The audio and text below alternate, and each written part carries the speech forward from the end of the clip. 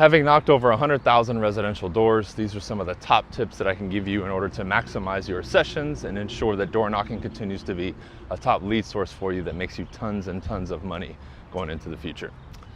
Here's an example of some cool stuff you come across when you're door knocking. What's up, ducks? Quack, quack. Door knocking is an art form.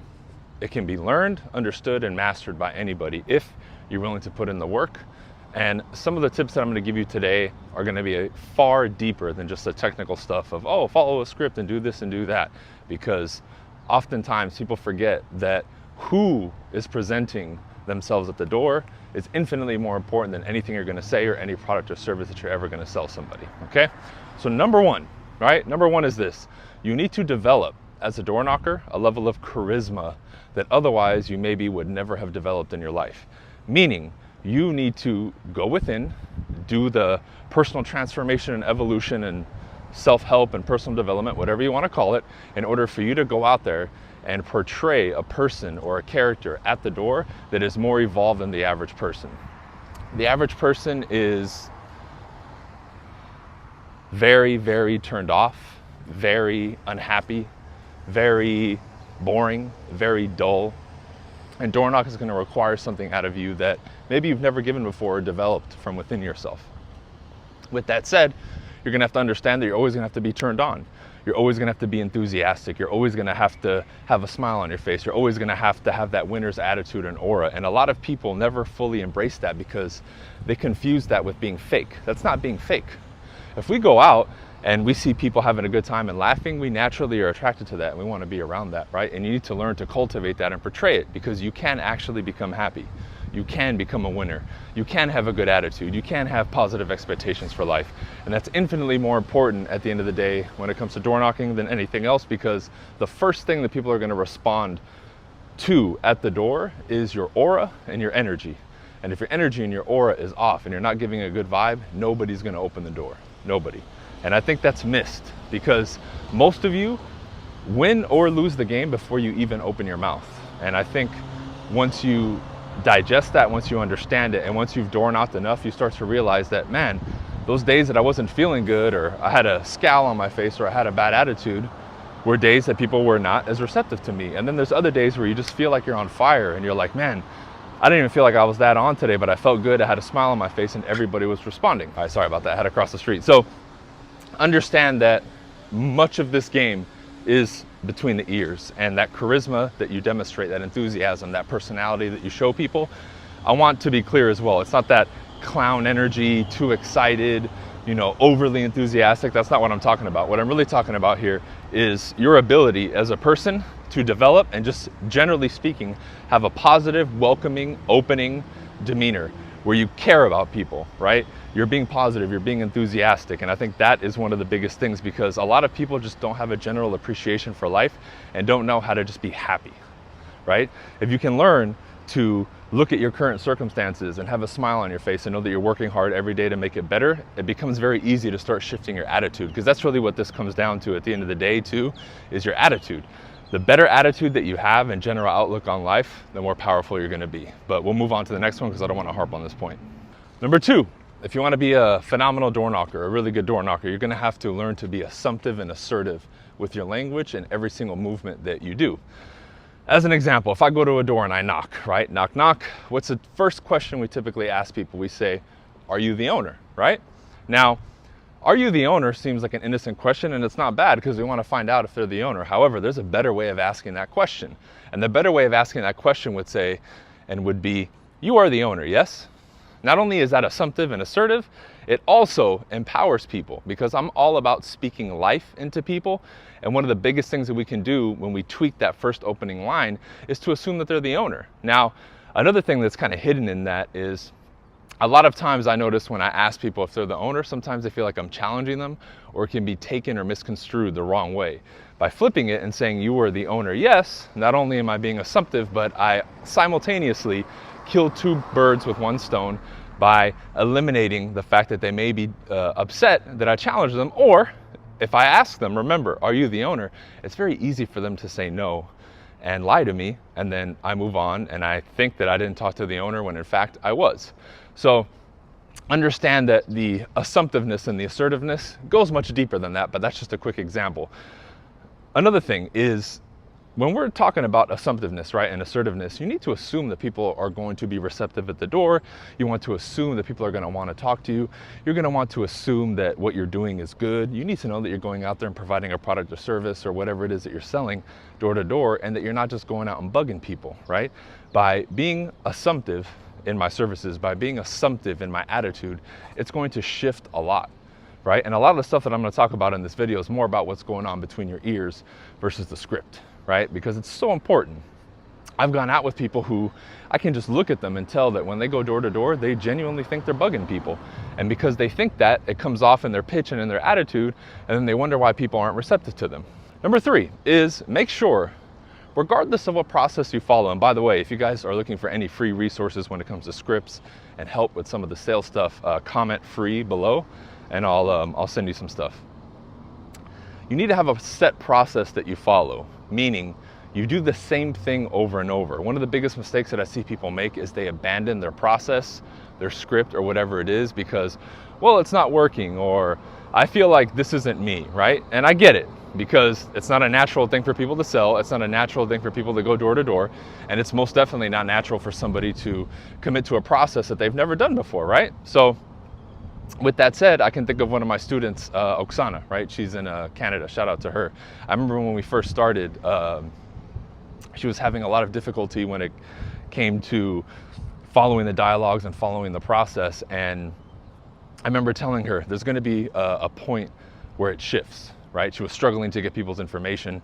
She was struggling to even have decent conversations at the door. I said, give it time, commit to the process. You're going to evolve during this process, and eventually you're going to start getting the results. You fast forward a little bit of time later, now she's having great conversations. She says she looks forward to door knocking. She said she's getting people's information left and right, getting phone numbers and emails and contact information. And it's just a testament that when you stick to that process and you learn and you build a skill set, it will work. But you have to commit to that process, and it may take you a couple weeks, it may take you a couple months, it doesn't matter. But understand that that process has been there before you were there. It'll be there after you're done, and it works. It's been mastered, it's been replicated, and it's not something that you have to create or try to invent yourself. Why reinvent the wheel when the wheel works and it's effective and it's what we use every single day? All right, now let's talk about the approach, right? Let's say, I go to a home or any type of regular home. If I approach the door, I want to make sure that I have a particular protocol. Number 1, make sure that you are exposed, meaning you don't have your hands in your pockets. You don't have any type of closed body language, and that when you approach the door, you're smiling and you're locked in and you're ready to go. When you go, knock, think to yourself for a second. When I knock, what is my knock depicting to people? Okay? If it's a weak knock, they're gonna be like, who is that? If it's banging on the door, they're gonna think it's the cops, right?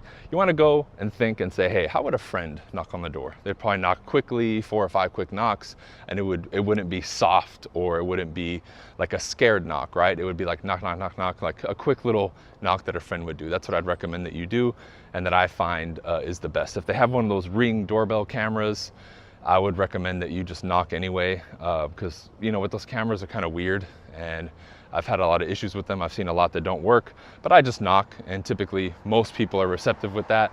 If there's a gate, it's really up to you if you're gonna walk through the gate, right? I always did. That's not necessarily what I recommend to you. I just knew that I wasn't a threat to people, and I wanted to go knock anyway. But you do what you like, right? Some people are gonna be comfortable doing that, some aren't. If you're not, don't do it. Simple as that. Now, when you knock, make sure that after you knock, you take a step back, a couple steps back, and you're at least, I would say, 10 feet away from the door to give people space. The more space that you give, the less threatening that you are. Smile, open body language. However, don't face them shoulder to shoulder. Hold yourself at an angle, kind of like this camera is, because especially if you're a man and you are in front of another man and you guys are shoulder to shoulder, that's posturing type of body language, and it could be perceived as confrontational on a subconscious level. And that's definitely something you don't want to activate when you're selling to somebody, because our whole objective here is to door knock.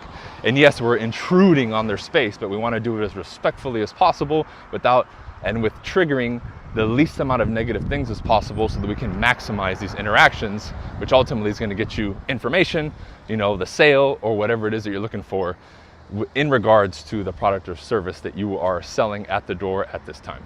Next, so when it comes to door knocking, right, you guys need to make sure that in general you guys are going and you're having good sessions, meaning long sessions. Going out and door knocking and hitting, 10 doors, 20 doors, 5 doors, it's just a waste of your time. I always recommend people go out there and hit at least 100 doors at a time, because depending on the layout of it, right, like let's say I'm in rural Georgia or North Carolina, I definitely don't want to go where there's a half an acre of space in between each house, because it's going to take too long. Right? I may do that with selective door knocking. However, if I'm door knocking like a regular neighborhood or whatever it is, where the homes are next to each other, then all I really need to do is plan out and say, hey, there's 4 blocks here with homes on either side. I can probably hit all these doors. It'll be 70, 80 doors, and it'll take me, an hour, hour and a half. So you want to be as efficient as possible, but in order for you to do that and have success and talk to enough people to see results, you guys got to be knocking on a lot of doors. If you're not knocking on 100 doors, to me, it's not enough. Now, if it's blistering heat or super, super cold, or we're talking extreme weather, then break it up. Do 40 or 50 doors in the day, and then go out in the afternoon and do another 40 or 50. So that these sessions are only an hour, hour and a half, and it's not too much that you're too exposed. But at the end of the day, the more people you talk to, the better you're gonna get, the more opportunities you're gonna get, and I guess better results you're gonna get long term, which is the next thing we're gonna talk about. So understand that for you to win in door knocking, you're gonna have to go long term, meaning all of your systems and your approach are gonna have to be catered towards the long game, right? A lot of people, when they door knock, one of the biggest mistakes that they make is they want everything now, right? You want to get a result today, you want to make a sale today, but a lot of times that's not going to happen. I don't care what industry you're in. Some of you may be going door to door and selling stuff like on the spot, which is cool, and most of your wins are going to come from that position. However, you need to understand that most people that you run into, especially if you're doing like real estate or something like that, this is going to be the long game. What's up, man? How are you? Meaning, you're not going to sell them today. You're going to sell them in a week, a month, 2 months, 6 months, a year. And if you're only focused on now and today or next week, and you're not systematically having the approach of the long game, you will not be collecting people's information. You will not have a follow-up process. You will not have the systems in place, and you're not going to be putting yourself in a position to capitalize on this long term. Because the real payoff with door to door is a year from now, 2 years from now, 3 years from now, because you build up a bustling database. You meet so many people, you create so many connections. Your sphere of influence, or your database, whatever you call it, your lead follow-up and CRM is so jam-packed with valuable people and connections that you've made that later on, business just starts coming to you because you're working them and you're calling them regularly. The whole point of doing this is to eventually shift, so that you're not just chasing new business all the time, but now you're doing business with people that you met 6 months ago, a year ago, 2 years ago, and the game becomes a lot easier. Here's another one for you, right? Especially for those of you who consider yourself introverts and all that nonsense. Now, you guys know I don't believe in any of that stuff, and I think many of you cripple yourselves mentally by calling yourselves that. But let's say you fall into that camp and you're not going to change that identity, we can say, right? Fair enough. One of the things that all of you need to incorporate into your game, meaning your abilities, right? Like when you go door to door, is, and this is just in general, learn to utilize humor. One of the best tips I can give you is to watch comedians, different races, different regions, different styles of comedy, because they're going to teach you a lot. They're going to teach you how to tell a story. They're going to teach you how to deliver a punchline. They're going to teach you how to find the funny in something that isn't funny at all, or an everyday thing that you deal with every day, but you didn't see it at the right angle for it to make you laugh. Now, I bring that up because one of the most potent tools that I have, we can say, in my arsenal as a salesperson is I know how to make people laugh, I know how to make people smile, and I know how to lighten the mood. Because when people smile and they have a good time, they're a lot more receptive to you. They're a lot more viable in a sales situation. They're a lot more comfortable to move forward and make a decision. So I remember a while back, this dude had gone viral. All right, this black dude, he was going door to door and being real funny and making like little jokes and talking about Michael Jackson. I forget his name, right? You guys can comment below if you remember him. Phenomenal, right? Now that's just his one style of doing it, but whether you want to copy that one style or just incorporate what he was doing and what he was saying into his pitch, you will realize very quickly that that was very disarming, right? Whenever he was making people laugh and joking, it kept them there, it kept them engaged with him. And it's a very easy way to hook people because defenses go down, right? They feel a lot more comfortable with you, and they're a lot more likely to keep talking to you if you make them laugh because they're being entertained. But laughter is one of the highest joys, right? And it goes back to one of that first points that I gave you, where people are attracted to a winning energy. People are attracted to a good time, people smiling, people having a more of a winner type of attitude, and laughter is associated with that, right? If we have the emotional tone scale, laughter and smiling and giggling is at the very, very top, because that's when life is good and you're enjoying stuff and you're having a good time. So if we can inject that into our game somehow and incorporate it and lace it into what we're doing, now we have a supreme competitive advantage over our competition. Next, right, as we continue, make sure you guys are practicing and honing your skill set and mastering your craft. I see so many people out there doing door-to-door or cold calling or something like that, and they never practice. They write down their scripts, they practice with themselves in the mirror, but they never get with other salespeople and really drill and put each other in tough spots. And it's going to be very important that you do that, because if you practice at this level and this level of intensity, right, you'll start to realize that later on when you go out in the world, those everyday interactions for the most part are here. So if you're constantly putting yourself under that type of pressure, like think of professional athletes, right? They practice super hard to make the game easy. You don't want the game, you going out there and door knocking, to feel difficult or so intense because you're not prepared. And by ensuring that an hour or 2 hours every single day you're drilling and rehearsing these things over Zoom, over a phone call with somebody, you're putting yourself in a very unique position, because you're, again, heightening that intensity so high that by the time you go out and do the regular stuff, it's a couple notches down. And that's really one of my secrets that I employed, because I would drill and rehearse so much and so often and so intensely that by the time I got out there and did some real doors, right, like you see out here, it was easy. It was like taking candy from a baby. It was like tying my shoes. It was like brushing my teeth. Why? Because I practiced an hour or two every single day super intensely, right? And I had a high level of accountability.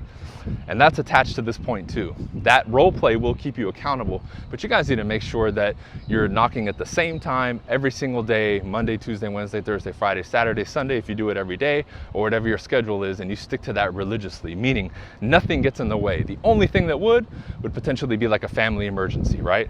Or something out of your control, right? Or your company shuts down and you can't sell anymore, right? Or you leave the company, right? It would have to be something extreme for you to fall off your schedule.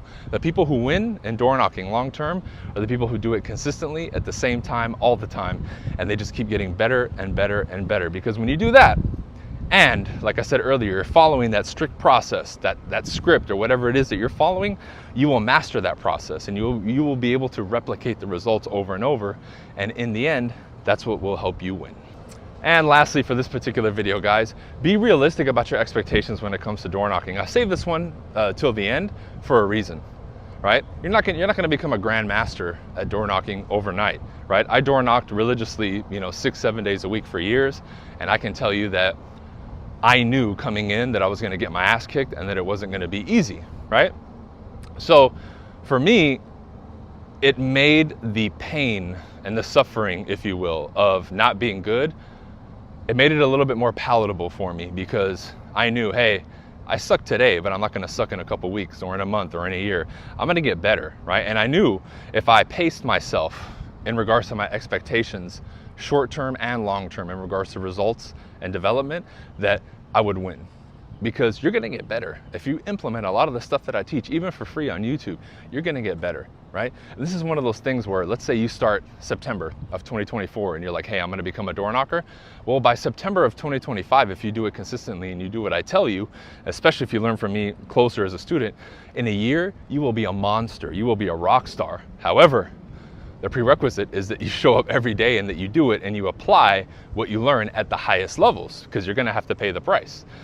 However, generally speaking, if you're realistic about that and you understand, hey, I'm gonna suck, there's gonna be a pain period, I may not get results, but a couple months from now, a year from now, my life's gonna be different, then you will succeed, my friend, because you will adopt the right mindset, the right expectations, and put yourself in the right mode for longevity, because that's what this is about. If you don't have longevity in this game, if you don't keep doing it, if you don't keep going, you're gonna fail. But that's like anything in life. If I start eating like shit, I'm gonna get fat. If I don't train, I'm gonna get out of shape. It's the same thing with door knocking, sales, and all this stuff. Is you have to follow this process and you have to follow this code religiously. And if you do, you'll get the result. So my friends, I appreciate you tuning in with me. If you enjoy door knocking, leave me a comment below. If you want some of those free resources, leave a comment below. You can also go directly to my website and get on my email list and get some free resources. I do one-on-one Zoom consultations now. I do coaching and training at many levels for real estate, non-real estate. I do a lot of sales stuff, right? So if you want to find out more, hit me up. Check out my links in the description. But as always, make sure you guys are out there knocking on doors and doing what you got to do, because in the end, you'll win if you keep going. All right, see ya.